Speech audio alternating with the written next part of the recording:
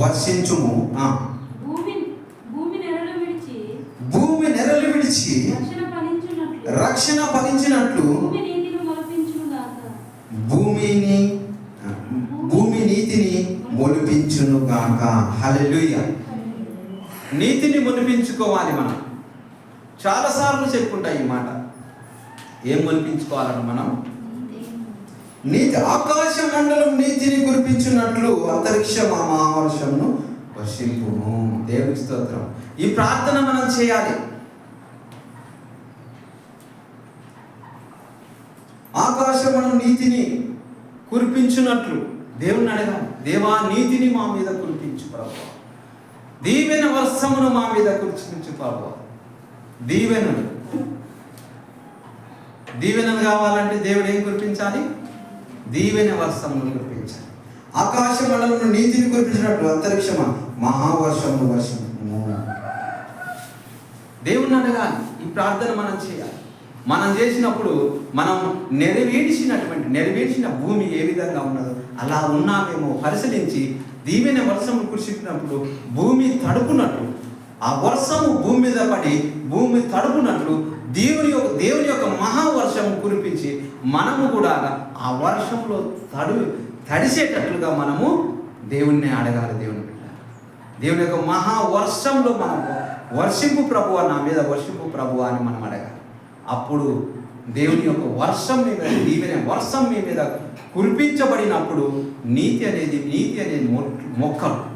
అనే మొక్కలు మీలో మొలిపింపబడి అప్పుడు ఆ మొక్కల ద్వారా నీతి అనేది మీలో ఫలిస్తుంది. దేవుని నీతి ఫలించి నీతి క్రియలు మీరు చేయగలుగుతారు. ఆ నీతి క్రియలే మిమ్మల్ని నీతి వైపు నడిపిస్తాయి. నీతి ఎక్కడ ప్రకటింపబడుతుందో ఆ నీతి వైపు మిమ్మల్ని నడిపిస్తాయి. అది కనుక ఆ వర్షం మీ మీద మహావర్షం మీ మీద కురిపించబడకపోతే, దీవెన వర్షం మీ మీద కురిపించబడకపోతే మీరు నీతి వైపు తిరగరు. దేవునికి స్తోత్రం. హల్లెలూయా. కాబట్టి భూమి నెరవేర్చి రక్షణ ఫలించినట్టు భూమి నీతిని మొలిపించినట్లుగా మీరున్నారు. భూమి అంటే మీరే, మనమే. మనలో ఏం మొలిపింపబడాలి? నీతి మొలిపింపబడాలి. నీతిని మనం మొలిపించుకోకపోతే, దుర్నీతి మనలో మొలిచిందనుకో, మనము చిందరబందరగా అయిపోతాం. ఎలా అయిపోతాం? మనము వంకర టింకర జీవితాలు, సంతోషం లేని జీవితాలు, సమాధానం లేని జీవితాలు. కుటుంబంలో సంతోషం ఉండదు, కుటుంబంలో సమాధానం ఉండదు, అస్తవ్యస్తమైనటువంటి జీవితము. చీకటి పడిందంటే లొల్లి, తెల్లవారిందంటే లొల్లి, గుసగుసలు గుణగుణాలు అన్నీ అయ్యే ఉంటాయి కుటుంబంలో. కాబట్టి చిందరబందర జీవితం ఉండకుండా ఉండాలంటే మహావర్షము వర్షింపు ప్రభువ, నా ఇంటిపైన, నా పైన, మా చేను పైన, అన్నింటిపైన మీ మహావర్షమును వర్షింపు ప్రభువ అని దేవుణ్ణి వేడుకున్నప్పుడు దేవుడు కురిపించే వర్షం ద్వారా, దేవుడు కురిపించే మహావర్షం ద్వారా నెరవేర్చినటువంటి రక్షణ ఫలింపలేని స్థితిలో ఉన్నారా? రక్షణ పొందింది కానీ ఇంకా ఆ రక్షణను రుచి చూడని వారుగా ఉన్నారా? దేవుణ్ణి అడగాల. దేవుని బిడ్డలా, వర్షింపు ప్రభువా, నా రక్షణ నెరవేర్చి ఉంది, నా రక్షణ పగిలిపోయి ఉంది, నా రక్షణ నీతిని మొలిపించలేని స్థితిలో ఉంది నా రక్షణ అని దేవుణ్ణి అడిగినప్పుడు దేవుడు ఆ మహావర్షంను కురిపించి మీ రక్షణ నీతి మొలిపించబడి మీరు నీతి క్రియలు జరిగిస్తాడు. దేవుని బిడ్డలారా, నీతి క్రియలు ఎలా జరిగిస్తారు అంటే మీరు నీతి కలిగి ఉన్నప్పుడు మాత్రమే మీరు నీతి క్రియలు జరిగించబడతాయి. దేవుని హల్లెలూయా. మీరు నీతి కలిగి లేకపోతే మీకు రక్షణ దూరంగానే ఉంటుంది. ఇంకా ఆయన సావాసం దూరంగానే ఉంటుంది, ఆయన సన్నిధి దూరంగానే ఉంటుంది. ఆయన ముఖం కూడా మీకు విరోధముగా ఎలా ఉంటుంది? ఆయన ముఖము మీకు విరోధముగా ఉంటుంది. దేవుని బిడ్డలారా, కాబట్టి దేవునికి సమీపముగా ఉండాలి అంటే ఇవన్నీ మనం రీతిగా మనం ప్రార్థన చేసేవారుగా మనం ఉండాలి. కాబట్టి 22వ వచనంలోనే చదవండి ఒకసారి మళ్ళీ. 22వ వచనం అందులోనే.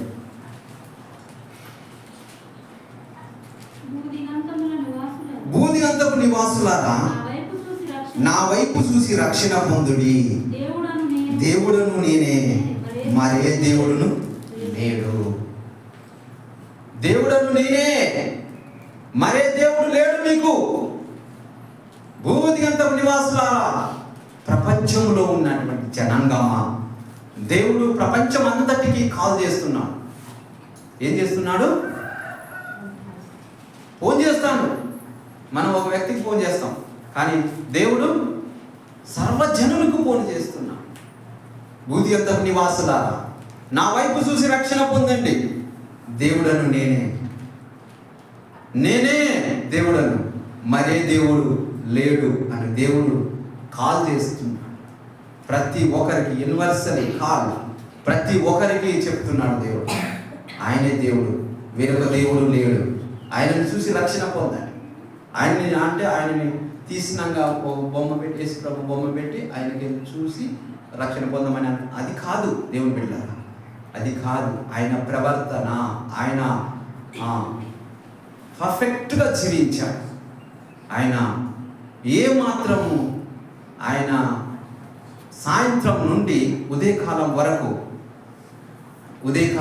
సాయంత్రం నుండి ఉదయకాలం వరకు నైట్ అంతా విచారణ చేసిండు. కానీ ఆయనలో ఏ పాపము కూడా, ఏ దోషము, ఏ పాపము కూడా ఆయనలో దొరకలేదు.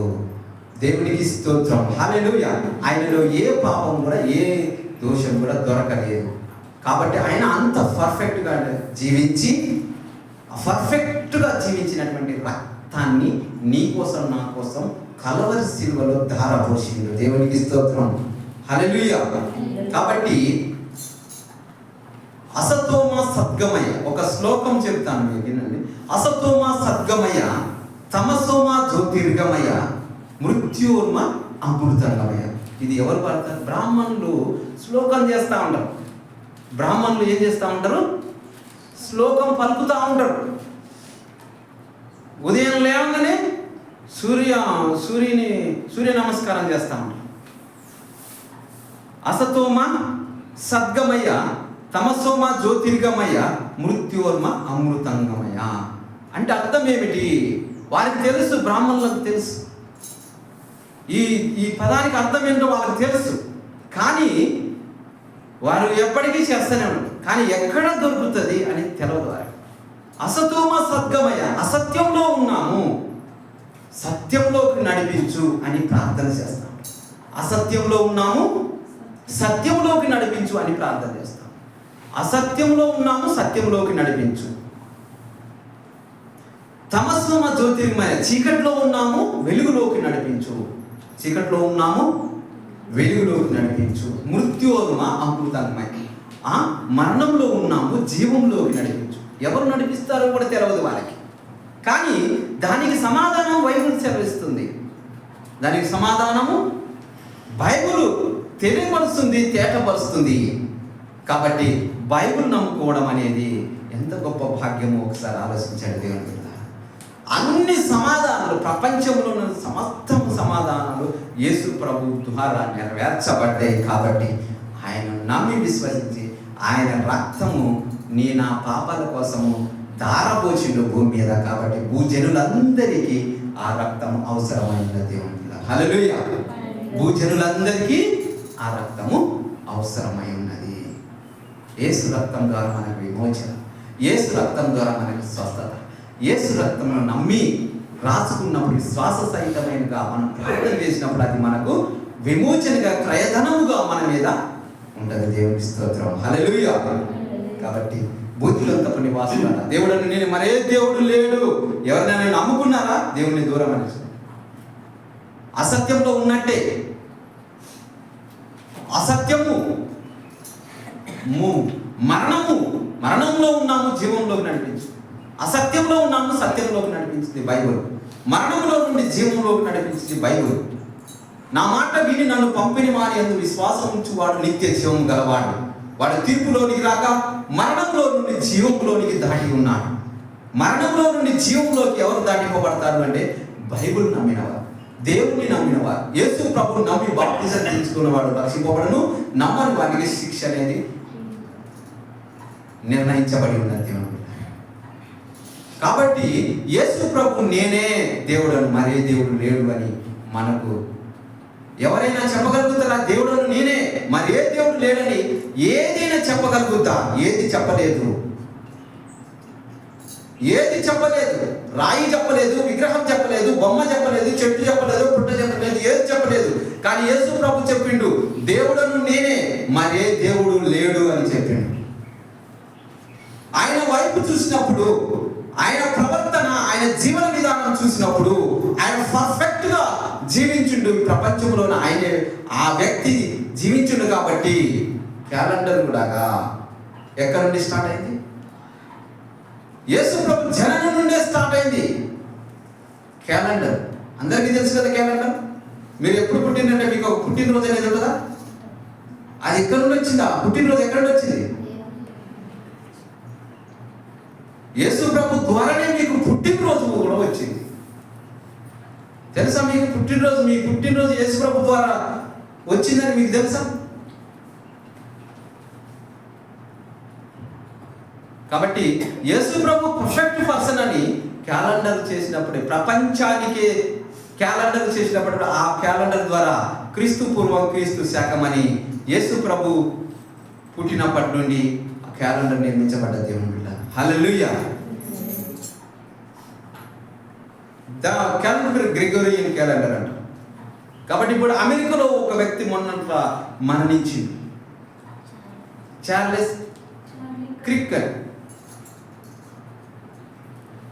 ఆయనని సువార్త ప్రకటిస్తుండగా ఆయన మోటివేషన్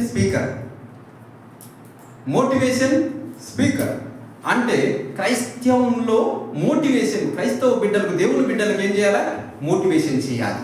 ఇంకా దేవుణ్ణి ఇంకా బహు బలంగా ఆరాధించాలి, ఇంకా దేవుని బహు బలంగా మహిమపరచాలి. ఆయన్ని చంపేసింది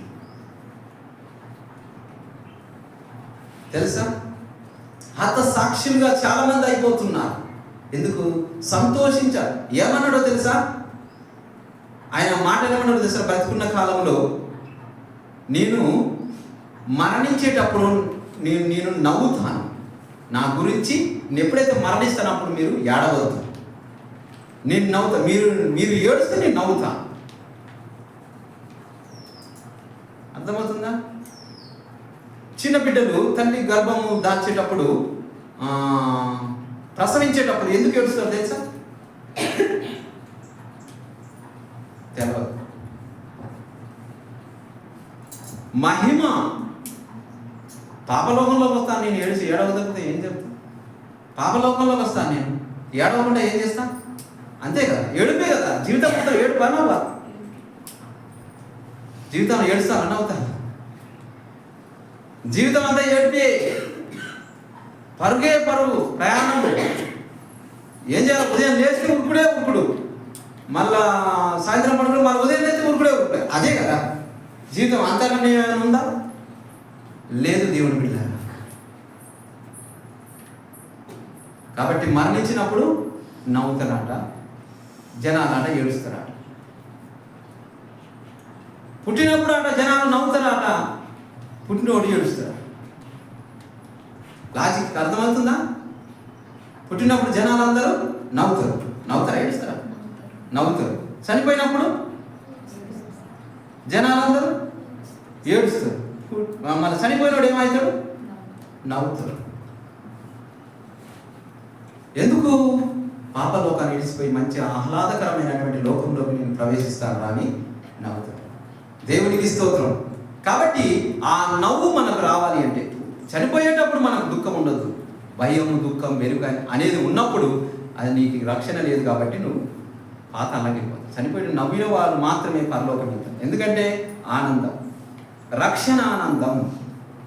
చెప్పండి, రక్షణ ఆనందం మనకు లభిస్తుంది దేవుడు ఆ రక్షణ ఆనందం మనం పొందుకోవాలి. దేవునికి స్తోత్రం.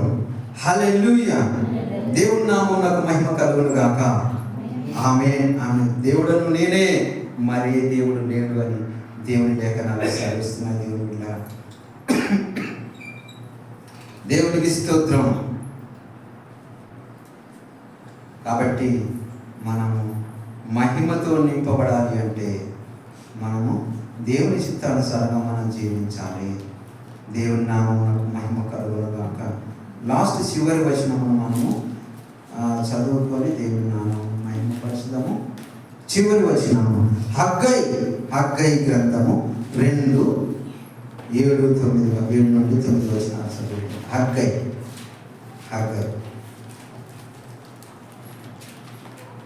మైనర్ ప్రవక్తలు, చిన్న ప్రవక్తలలో ఉంటుంది. హగ్గై గ్రంథము 2వ అధ్యాయము 7-9 వచనం. నేను అన్యజనులందరినీ కదిలింపగా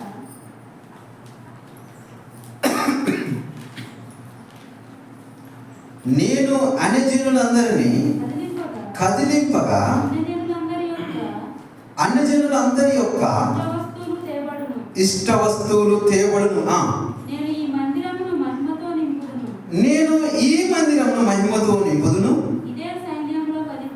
ఇదే సైన్యములకు అధిపతియగు యెహోవా వాక్కు.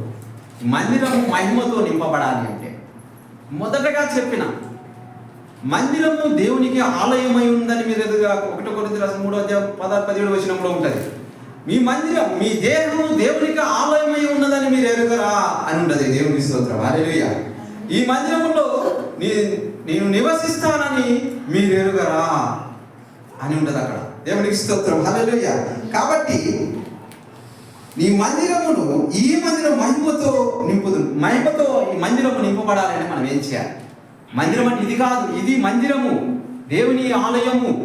ఈ ఆలయము మహిమతో నింపబడాలి అంటే మనం ఏం చేయాలి అనేది దేవునికి స్తోత్రం, హల్లెలూయా.